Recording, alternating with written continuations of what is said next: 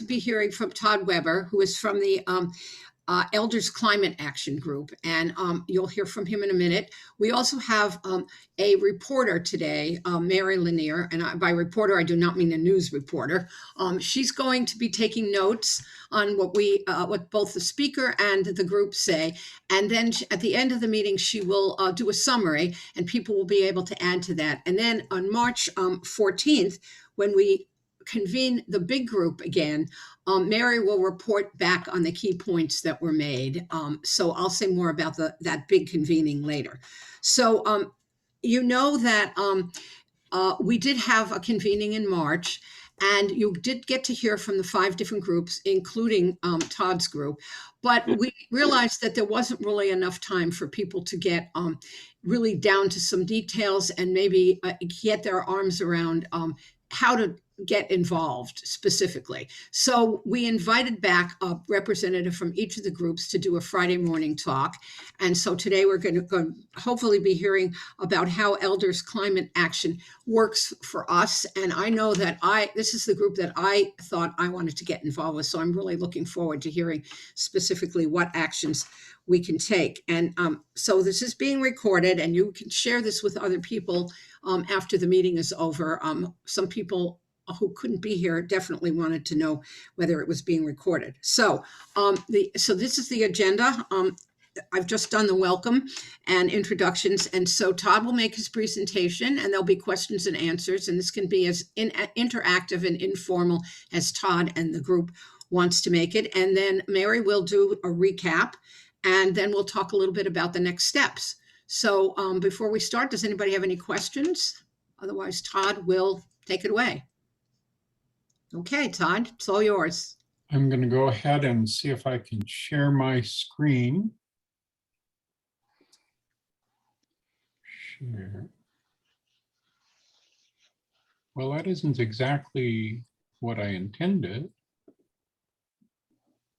Stop share. Hold on. That didn't work out quite right.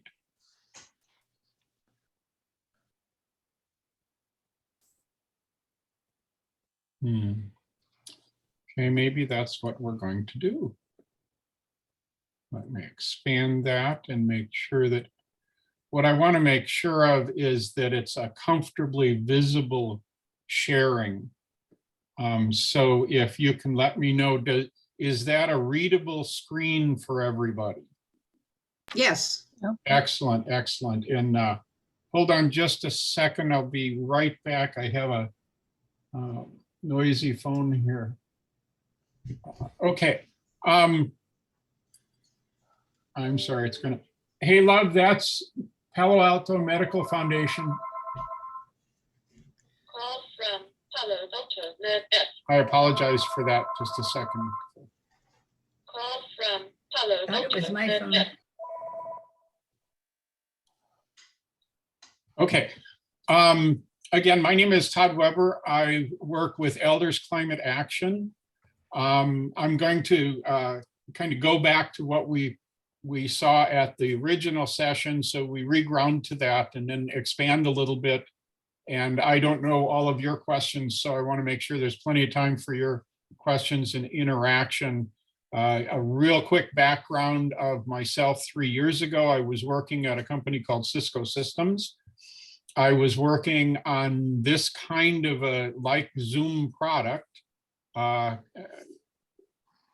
And we talked a lot back then about what if the world ever started using products like Zoom and Cisco WebEx to meet, to draw people together rather than having to fly or drive to places to see each other. And we had no idea COVID was coming at the time. But I retired, and my decision was, having been an engineer my whole life, I was going to retire and I was going to fix the climate problem, because my dad was an engineer and he fixed things, and I was an engineer and I fixed things. But pretty quickly I found out that the climate had gotten away from us as human beings, and it's not directly fixable anymore. I went to climate reality training in Los Angeles and learned a lot of the details of what was going on. And then I've been working with different teams for a little bit of time. And currently I'm on the leadership team for Elders Climate Action NorCal. And overall, one of the questions is, what is our objective? It's really quite this simple. It's how do we together preserve our planet for grandchildren and all life? And it doesn't get much more complicated than that either. It's both simple and complicated at exactly the same time. Who is this Elders Climate Action thing? Literally, it's now gone global. We're a strong organization across the United States. Different chapters are being spun up. There's a new one we found about earlier this week that's just beginning in South Carolina. And again, what we're trying to do is mobilize and engage with elders across the United States to be a resource to see how can elders rise up and really significantly contribute to this recovery process that we have to be in for our climate. The stated mission is pretty straightforward, dedicated to using power of our caring, our wisdom, and our numbers to push strong policies and reduce greenhouse gases in our atmosphere to a level consistent with life thriving on our planet. And those of you who have been tracking along with this, the Earth Day, Earth Week, all of the climate actions going on this week, we're actually, like I said earlier, we now realize scientifically we're strongly in recovery territory. Our efforts and our focus need to be on how do we bring back and stabilize a climate for future generations. As I mentioned, Elders Climate is made of chapters that are all over the country, as well as we're beginning to find chapters starting up outside of the country. I'm with the Elders Climate NorCal chapter specifically. What we have started as prototyping here with the NorCal chapter and in California is we're starting up subgroups because we're so distributed across California. And so what we want to do is be able to provide resources and connections and information. If people in specific geographic areas are already working together but want to put that in some context, we'd like to be able to help and put that into context. And the NorCal chapter for Nevada County is an example of a set of elders that were up there in Nevada County working together, trying to figure out if they could find a common theme to move forward with. And they contacted Elders Climate, and we indeed, they are our first prototype of a specific local action group for Elders Climate Action NorCal. And so far that's working out quite well, making sure we're sharing. And really, this is what we're about. We are trying to provide the communication connection across communities. We're doing it, NorCal does it locally for Northern California.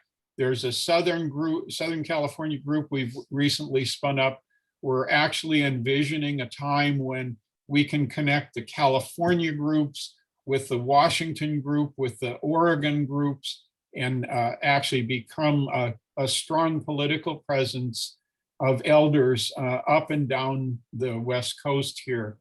It is somewhat complicated because in previous years, climate change became a strongly partisan issue. We hope that, especially with the climate meetings going on in Washington this week, that we've gone beyond the point of partisanship, although that'll continue to exist for us for a while. But we are a nonpartisan organization. We try to stay focused on what can we do as elders to literally work directly into climate progress and climate change. Again, 7th year 15,000 elders all over the place now, including Canada, Mexico, Europe, Africa, Australia, and beyond. In 2020, last year, as example of what we're trying to do, we spun up the Oregon and Twin Cities, Minnesota, as well as SoCal, Southern California teams, as well as I mentioned the Nevada County as a subgroup in NorCal, so they didn't have to go through a lot of the structural stuff of creating a chapter. We brought them in under the NorCal umbrella to make it clean and quick for them to be able to move forward. ECA's website is well known, and we do continue to try to work to expand the strength of the websites as well. One of the questions that was presented for today is, what does ECA do? How, if you wished to engage through ECA, and I have to be honest with you, there are so many phenomenal environmental, climate, and social justice organizations all over California. We sit literally in the center of activism. It's wonderful to be here. ECA is one of those, and one of the things we're trying to provide anyone that works with us is that kind of interlinking, the weaving across all of the different active organizations that are doing so much good work. We have, you may or may not know, one of our biggest efforts right now this year, California legislation is just crazy, crazy, crazy about climate. And the mechanics of California's policy and legislation process are unique to California. And so we have a team that that has been phenomenally engaged in getting deeper and broader every day in terms of both connecting with other organizations trying to lead legislation in the state, but also directly here. Now, what we do is we try to provide linkages, because your local policy and legislation is then again different than what the state level stuff is. Your county, your city, all of those are incredibly important things. So we try to provide information and linkages between the state legislation team and those local teams, because the things that are things like extension of building codes to try to help move more and more houses and buildings to full electrification and get off of gas, a lot of it is driven by state policy. But then what we've found across the last several years is cities and counties are driving back up again to the state level by going beyond the state requirements and driving forward more action than the state was willing to do 2 and 3 years ago when it did its updates. So we have that. We have a communications team. Clearly, one of the things that we need to make sure of is that elders feel that they have access to the information that is appropriate to their interests and what they're working on. And we work very hard at making sure we're providing those kind of feeds, information feeds, et cetera, out to our membership.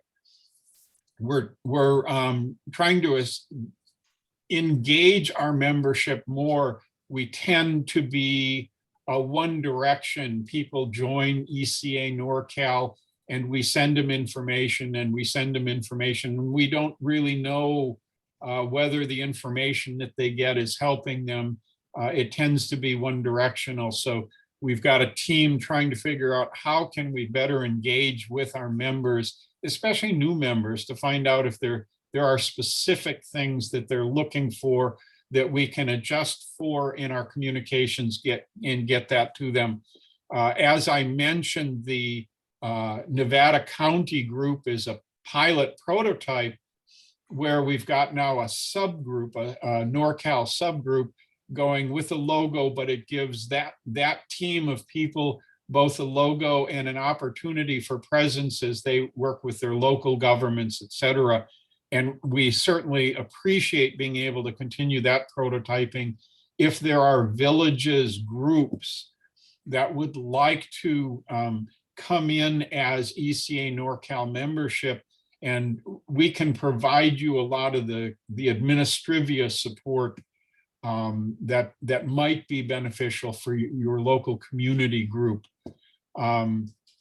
In September, we hope, by now most of us hopefully have gotten our vaccines. We hope that in September, on Grandparents' Day weekend in September, we'll be able to have our first post-COVID NorCal meeting where we'll bring people physically together, presuming the COVID environment is such that it would support it, and get people to meet face to face. One of the neat things about Zoom and WebEx and these video things is we can all stay safe in our home and yet meet as a group, but it's never the same as actually getting in a room with other people and being able to learn from each other and share. So we're working on getting that to come forward, like I say, around the Grandparents' Day weekend in September.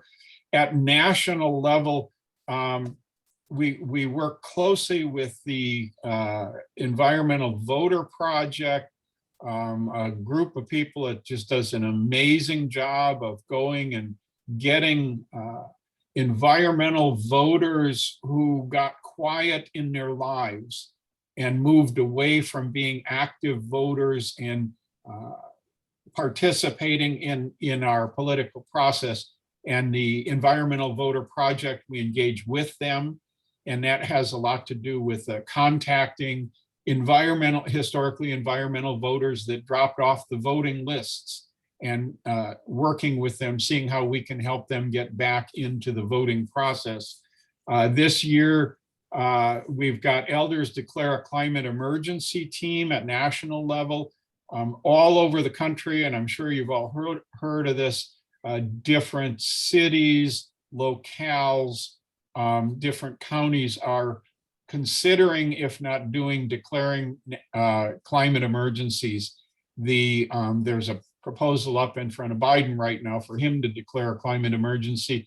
And the idea of declaring a climate emergency, if you know what you need to do, that you don't have the structure and the support running in your local community to emphasize and amplify climate action, declaring a climate emergency can be very helpful in getting people to focus and build the processes and build the work together to make significant progress. So we support that. This year, we opened up Elders for Sound Democracy. We saw at the end of last election a tremendous amount of misinformation about voting. And we formed up at national level this team that is focused on how do we enhance and extend the legitimate right to voting across this country. And of course, across the past month and a half or so, we're running up against a certain political argument that says potentially some people think too many people vote. We are of exactly the opposite. We don't think enough people vote. We think everyone should have a chance. So that's what that's about. And we have tremendous national educational programs. Once you become an ECA member, you get on our mail list, and we continuously, monthly and so forth, let you know what's available, what we're working on. With that, just a quick wrap up. I'm volunteer and co-leader of ECA NorCal. The Linda Lewin, I don't know if Linda has been able to join us or not. She's there, I think. Oh, excellent. She's been our. Hi, Linda. Do you want to introduce yourself real quickly? Well, I'm just a member of the village, and I'm also a member of ECA. So I introduced ECA to the village members through Bill Haskell, who was doing a series of meetings about climate change at the village, and the heads of various environmental organizations are presenting, so the village members can join them and work with them. And this is the one that I think is the best. Okay, But great. I think it's wonderful that Linda is there, an existing member and a spark amongst your organization, constant sparking. So thank you for being that. And Linda is there as a primary liaison for us.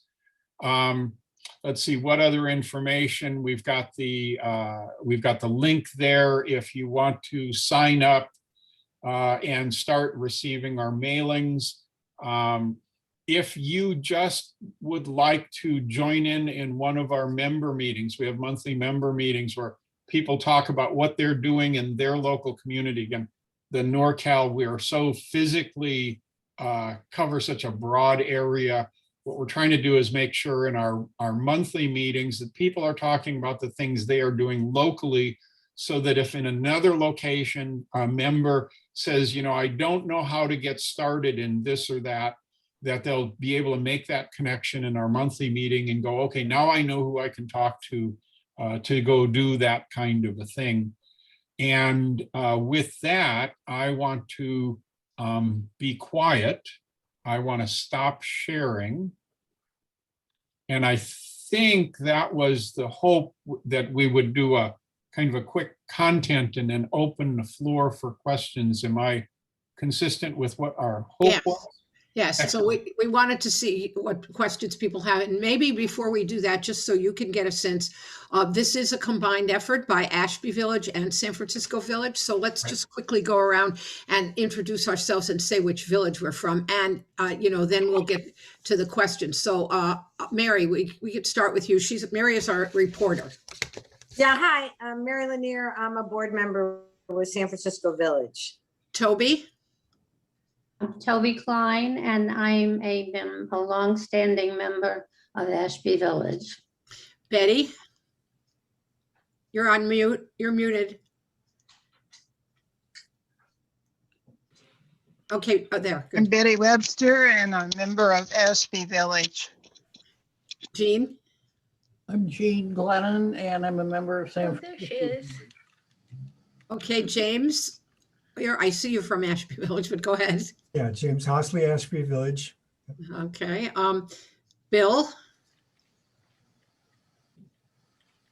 I'm Bill Haskell. I'm a member of San Francisco Village and also on the board. And Bill it has been the mover and shaker for this whole climate action effort. So you give him a round of Zoom applause. Elaine? I'm Elaine Warren. I'm with San Francisco Village. So Janet Bertram is not, I think you have a different name, but I'm not sure. Right. This is Will Dvorak from Ashby Village. Okay.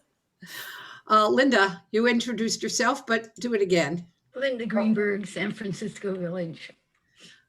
Okay, Arabella? Yes, I'm a member of San Francisco Village. Okay, and then we have another Linda. Yeah, I'm the other Linda. No, there's three Lindas.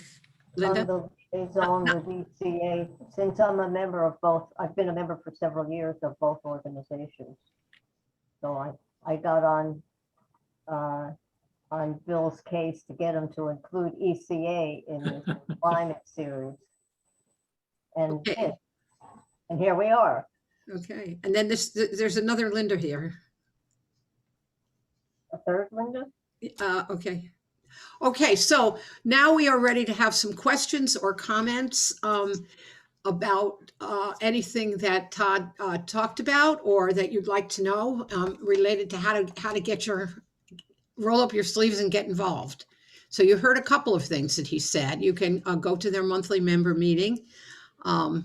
And what else would you like to know? I'd like to know more about the communications committee of ECA. Just Okay. refresh my memory. Okay, Todd? So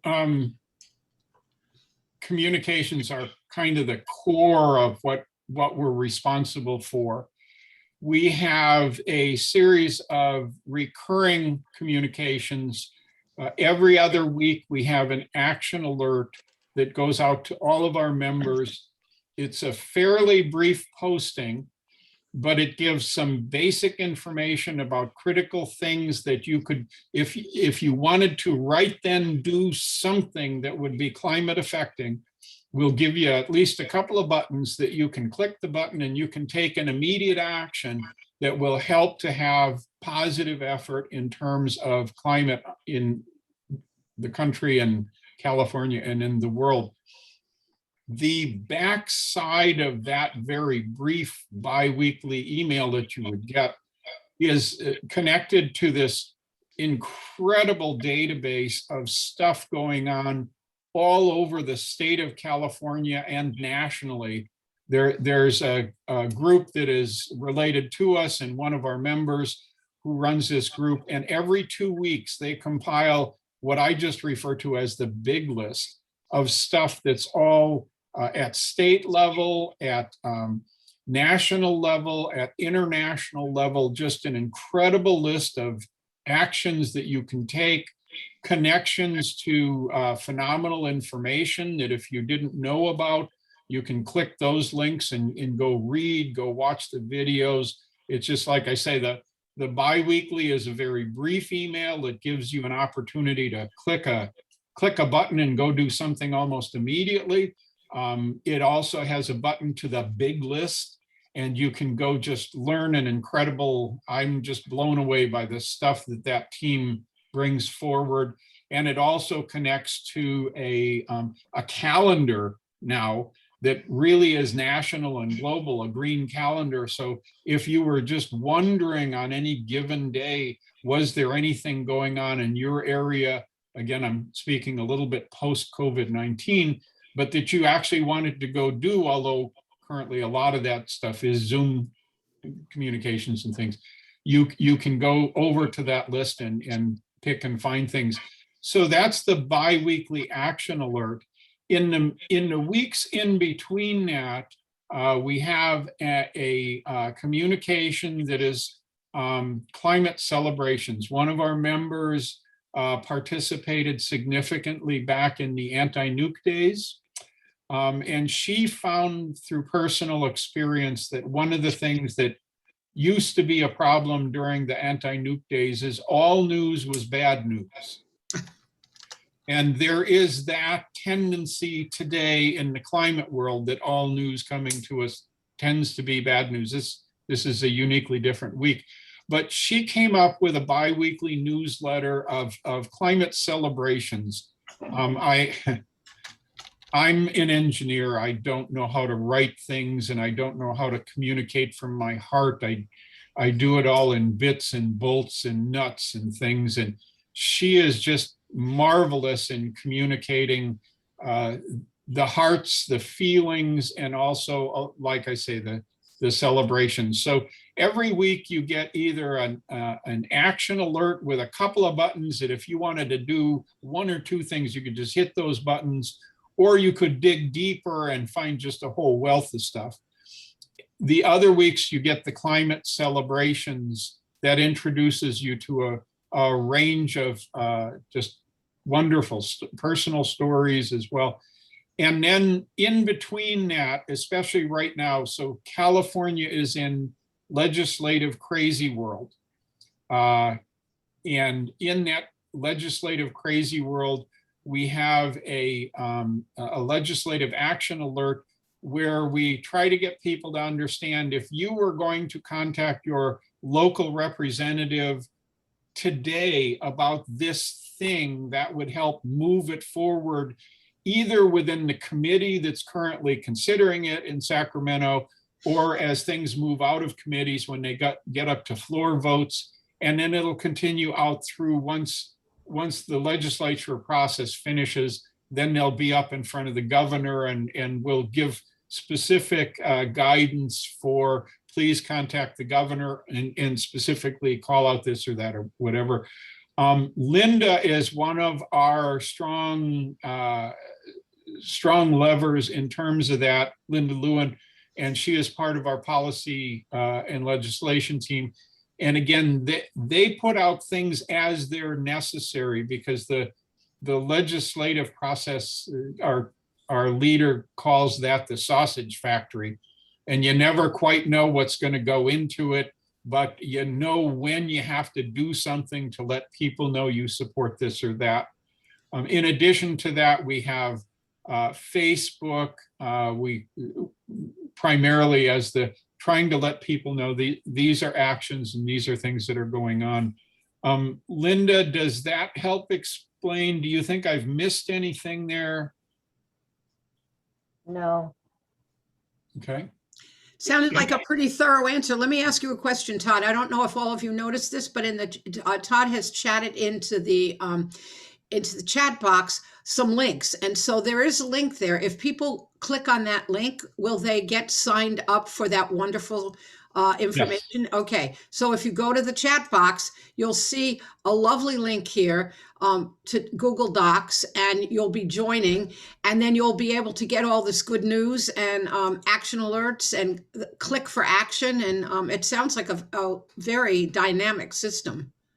And we try to make it, and I shouldn't use the term painless, but we try to make it as comfortable for people to enter the information, to step into the information flow as possible.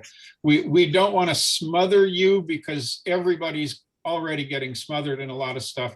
So we've tried to make it kind of a gradual step in, and depending on your time and your interest, you're welcome to do that. Once you've joined that list, not only will you get the information, and roughly 800 people across California are on that list right now, but you'll also get the monthly invites to our monthly meetings.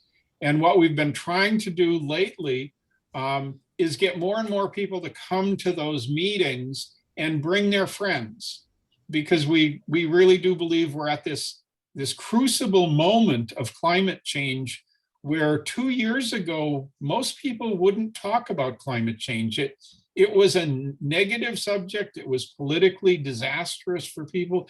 Today, we can not only talk about climate change, but if elders don't do something to help steer us forward, who is better qualified? Did you? So I don't know if you all heard what Greta Thunberg said yesterday to Congress, but she wanted to know, how they were going to explain why they didn't act. And I guess we could apply that question to ourselves as well. Okay, other questions for Todd or comments? Bill? Yeah, you just mentioned the monthly meetings. That's a place that people could attend. And I raised that up because I think, myself included, some people want to feel part of something, not just to click on an item alone and have an action, but to feel part of a movement or a group. And you have a couple. One is the communications group. There's this monthly membership meeting. Are there any things you could emphasize or restate that would be some things or ways that people could be part of a group? So what we're doing here is an example of elders. I'm going to presume, because it's my experience, I get a lot of strength from Linda Lewin when we're in our monthly member meeting, and Linda speaks of the things that she's doing in her community. And what we've found consistently, those monthly meetings, you can attend them and not say a word. You can just listen, you can learn, or you can participate and engage more deeply with different people and extend that friendship that you're growing. We're all dying for personal contact right now. And what we've found is through the monthly meetings, there's a strong sense of personal contact. People are telling their personal stories of how they are interacting with this climate change thing. What are they doing for their families, et cetera. So that's important as a connection. But then, as I mentioned, Linda Lewin is actually on the policy and legislation team. she's doing things as those notices come out. We have a Monday morning, or I'm sorry, Monday afternoon meeting of the climate and legislation team that again is Linda and the rest of that team in a Zoom session. We're talking about the different policies that are in play. We're talking about the different legislators who are standing in the way or trying to help. We're talking about the effects of unions on the different laws that are in play. So again, another deeply social aspect that we're doing literally right now during legislative season here on a weekly basis, and then throughout the week as we send out the action alerts.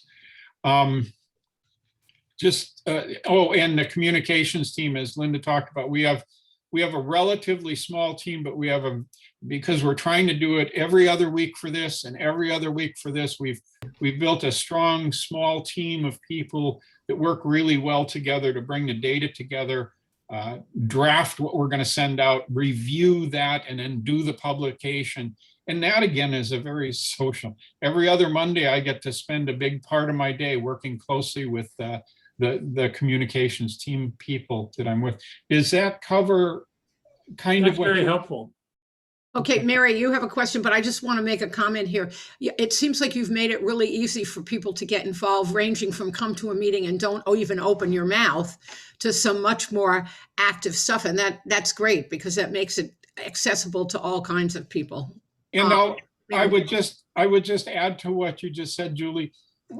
We don't want to just have members coming to our meetings. We recognize that a lot of people that are coming from a safe place that they've been at, but wanting to hear and see how other people are dealing with this climate thing.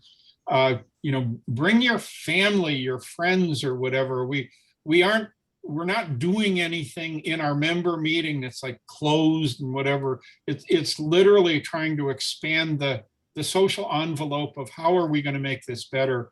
And Mary, I'm apologizing. I stepped on top of your hand, but go ahead. No, that's no problem, because actually I'm just asking a clarifying question. So in these bi-weekly and monthly newsletters, it'll be clear to someone who signs up for that how to join a group that they're interested in, whether it's the climate legislation group or the communications team. I mean, will that be in these newsletters, or is that a different direction you go to hook up with those? That's more of a thing, because the problem of newsletters is if you have to scroll too far, a lot of people will not ever get to the 3rd bullet or the 9th bullet. Or so more we would be speaking. The monthly members meeting is important because we really talk about what's going on, asking people to ask questions. If they're interested in something that they're not hearing, how can we connect over to that? Having said that, in the last few action alerts, we've started trying to do, we're seeing if this works. We're doing want ads. Right up the front, we're trying, especially like currently in the policy and legislation team, there is so much activity. And as example, we want to move to a different tool that would help more members respond more quickly to their legislators about different active things. We need people who find those kinds of things, those kind of activities interesting. And so we've started advertising specific job want ads. And I feel a little bit funny as a retiree even suggesting we would have job want ads, but we're trying that to see if we can engage people that otherwise have been relatively passive or not understood that this stuff is really critical right now. So it's kind of a multi-answer to your question, Mary. Did I answer your question adequately? Close enough. Okay, we have time for a couple more questions. Linda? I just wanted to say that you should really mention Bill Murphy. He's an outstanding member of ECA. He's head of the legislative committee, and he's a lot of the force behind our getting laws passed in California that are promote environmentalism. He's one of our big leaders, and he needs help, he said. So anybody who can help, I'm trying to write at least one letter a month, which is very little, to Senator Weiner, and our other new senator, and the reps. My rep is Phil Ting. And every week, or maybe it's 2 weeks now, he lists all the bills that are before the state legislature. And he asks us each to write to them or call them or email them, saying that we support this legislation and please do all you can to get it passed. Yeah, Bill Murphy is an example. I mean, Linda is one as well. We have such a team in ECA NorCal of incredible sparklers, just brilliant people. And Bill decided we needed to do legislation better. He went up to Sacramento. He learned what the different committees are, what the different processes are. He came back to his house in Mountain View and he built a process and he started recruiting people to work with him. He's an amazing sparkler. But yes, Linda, absolutely. Thank you. Okay, James, you have a question. Unmute yourself. So from what I'm hearing, this may be my perception, but it sounds that you're very heavily focused on policy, municipal, county, state, national, and less on, shall we say, personal activities, solar panels or insulating your home or changing climate through your personal actions. It's more about what is the policies of these organizations, these municipalities, these counties, these states. That's where you're aimed.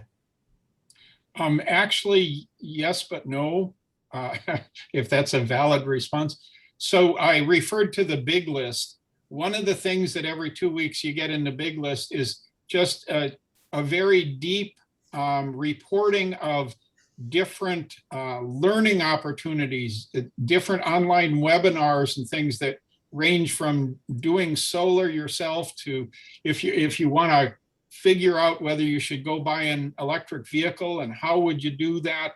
That we have a series of 3 sessions coming up very quickly here that will cover plastics. Plastics have become, they used to be an engineering marvel that was making life better for everybody on the planet. And then a couple of years ago, we started to realize it was killing the planet. And so we have very in-depth knowledge and activity about specific things, as well as that list that as you go through that, you can cherry pick the things that you find interesting. And when I'm talking about policy and legislation, just right now, because the sausage factory is busy running up there in Sacramento, that's a real high point of attention for us right now. But throughout the year, just an incredible range of stuff. And we want to make that, again, communicate that out to people so they have the information available if they want to do something. We've provided that channel, that connection. Is that okay, Jim? Okay, so just remember that you can get this newsletter by clicking on the link that's in the chat and sign up for it, and you will have done something. And I do want to make a point here. I think I gave you the wrong date for the next big convening. I actually gave you my husband's birthday. Okay, so I'm not inviting you all to his birthday. But anyway, the convening will be May 14th from 10 to 11:30. And I'm telling you this now because the whole point of that convening is that the reporters like Mary from each of the 5 groups are going to come back and talk about the high points and what they heard. And you're going to hear what she's going to report in a minute.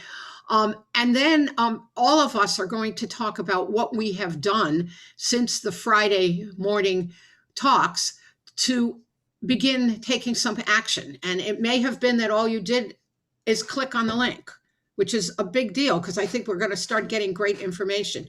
There may be a lot of other things that we will report out at that May 14th meeting.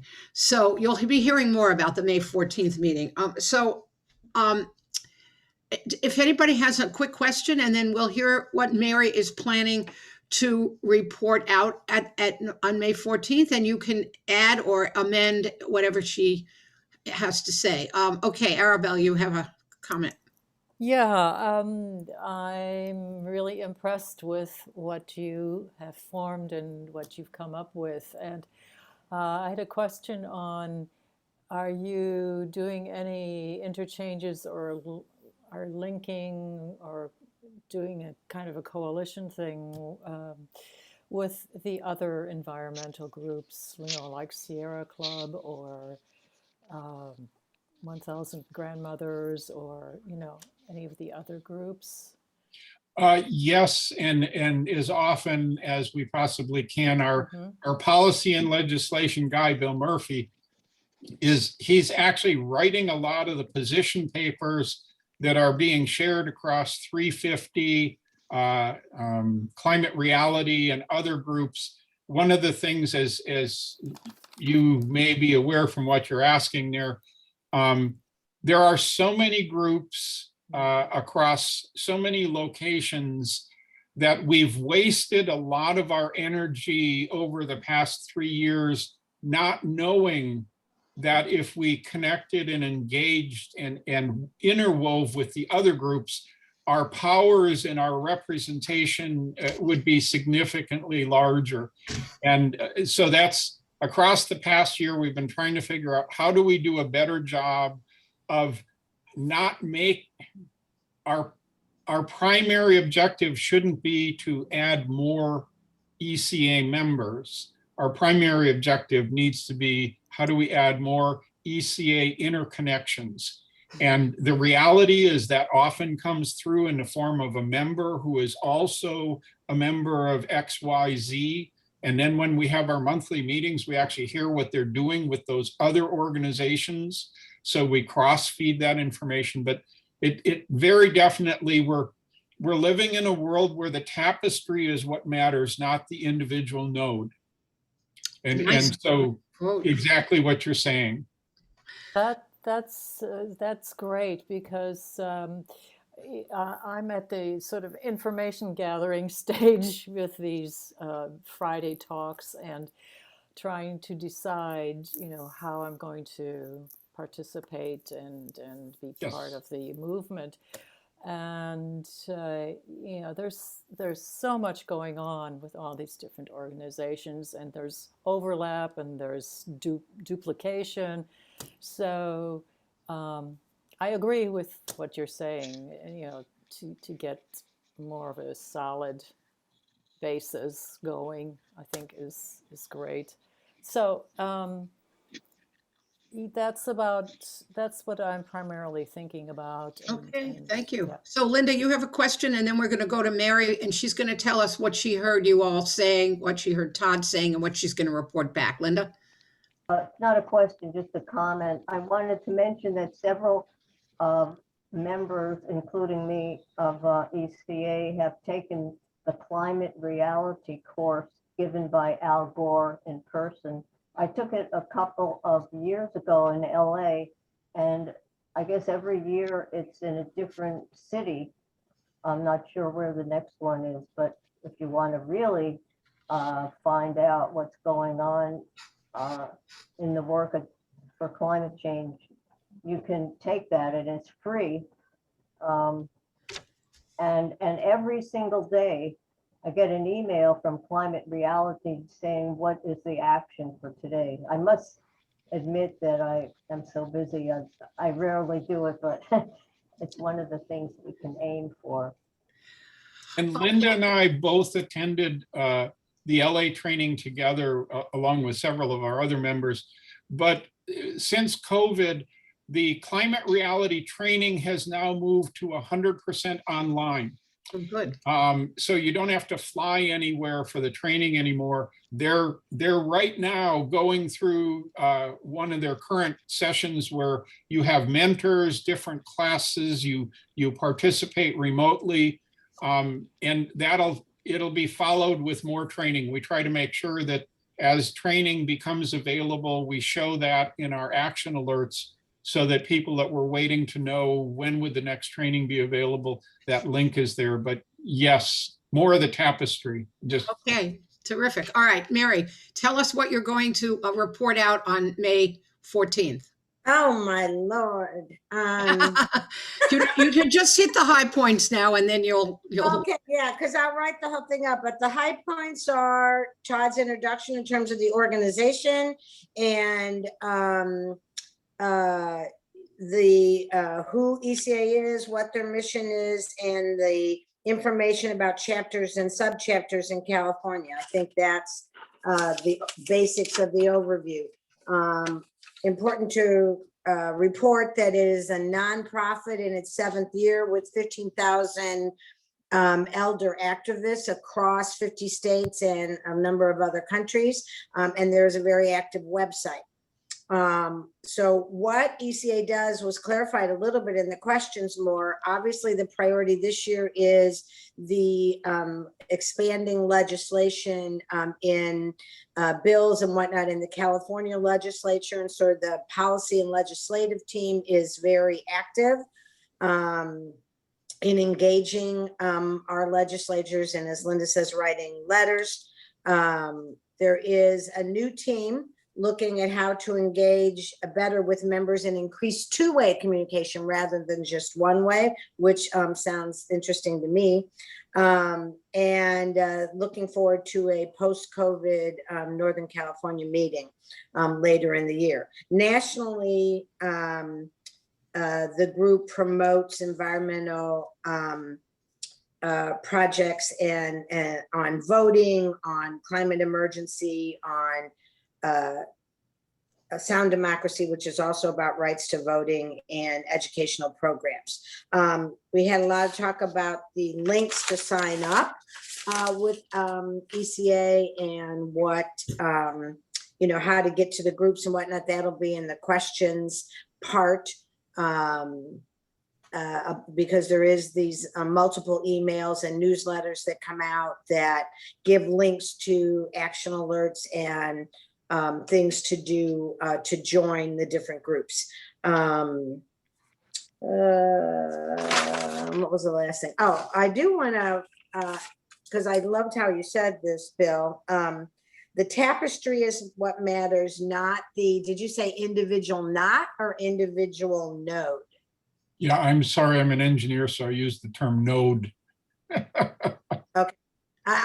To me, what I heard was not, and I wasn't sure that's what you said. So, but I thought that is really true, because from the question about activities with other environmental groups and not duplicating actions, I think everybody sees that the power is better if we're all joined together on one thing rather than all these individual nodes. So that's what I have so far. Okay, great. Is there anything that you want, any of the rest of you want to be sure that she mentions that she didn't say?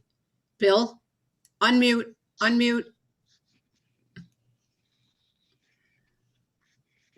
Just Yes. want to check in and find out if we can get the any of the resources in the chat pasted into the notes. Yes. Yeah, we worked that out ahead of time. Great. Right. Yes. Enough So you said. will all get, so this is good segue to the last part of this. You are all going to get a follow-up email with the information that's in the chat room and any other resources that Todd might decide he wants to give us that it's not in the chat. And Craig will be giving us the chat. There is a recording that will go up on the Ashby Village YouTube channel. So that will be also included in the follow-up email if you want to share this. Remember, there are 2 more chats left. There's one next Friday with the Sierra Club, and then on May 7th with 1,000 grandmas grandmothers. So, you'll hear more about how to get involved. And then don't forget on May 14th, you will be able to see how the sausage got made and comes together in a lovely, delicious mix. And I think Bill wants to add something.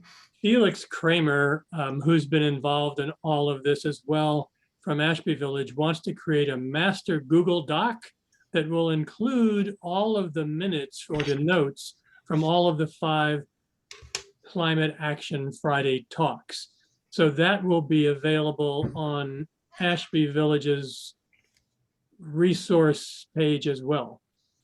Someplace, I don't know where. Do I want to send you the PDF, the deck that I used. Do I send that to you, Julie, or to you, Bill? I have both of your email addresses. Well, why don't you send it to both of us and then we'll both Okay. have it. And I will be sending out the email summarizing this. So, well, another wonderful gathering, folks. Thank you so much. I'm looking forward to getting my first newsletter from ECA and my orders on what to do. So write a letter or do something. And I hope you will all take action so you'll be able to report back on May 14th and get everybody else energized. So have a nice weekend. Celebrate the fact that our issue is at the top of the fold in every newspaper in the country. Thank God it's not some violent, horrible act today. And tomorrow will be a sunnier day. Thank you, Todd. This is great. Thank you all for coming. Thank you, Julie. Nice job. Thank you. This is amazing. Thank you, Todd. Bye-bye all. Bye-bye. Bye-bye. Thank you all.